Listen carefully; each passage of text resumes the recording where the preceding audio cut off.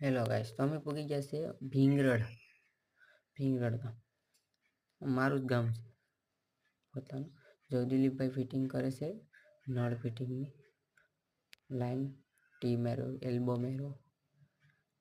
જો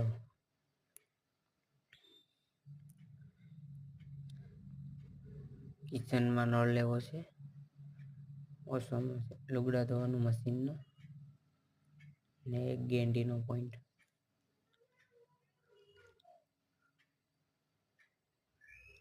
દેખો, એક બાથરૂમમાં જાય લાઈન, એક કિચનમાં જાય.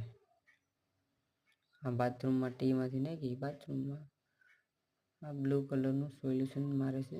ત્યારે દિલીપભાઈ આપણું ફિટિંગ થઈ ગયું છે પાઇપ. જો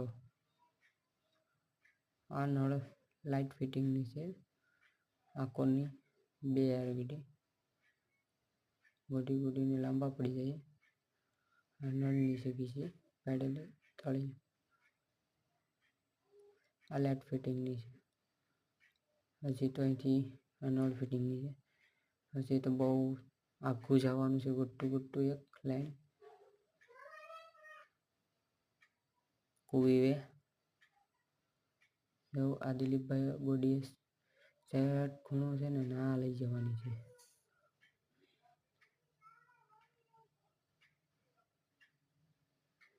આ કુવી છે ને દેખાડી ખોલીને કુવી. જો કેટલું દૂર છે એટલું બધું આમાં આખું ગોડવાનું છે. એમાં પાઇપલાઇન નાખવાની છે નળ ફિટિંગની. આ આપણી કુવી. મોટર નાખવાની છે, પાવર પુગાડવાનો છે. જો નખાઈ ગઈ છે નળી બધામાં. જો એમાં હવે વાયર ખેંચ લેવા મળી. સ્પ્રિંગ નાખીને વાયર ખેંચવાનો છે. આ સ્પ્રિંગ આવી ગઈ છે. આ વાયર આપણો ખેંચવાનો છે. એટલે ભાઈ વાયર બાંધે છે સ્પ્રિંગમાં આગળ, આપણે વાયર ખેંચી લેશું અડીને.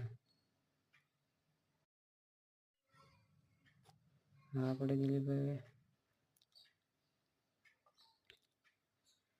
ખેંચી લીધો. વાયર પૂગી ગયો.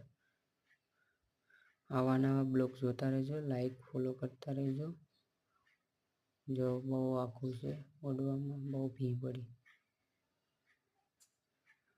લાઈક ફોલો કરતા આવા જ બ્લોગ આવતા રહેશે.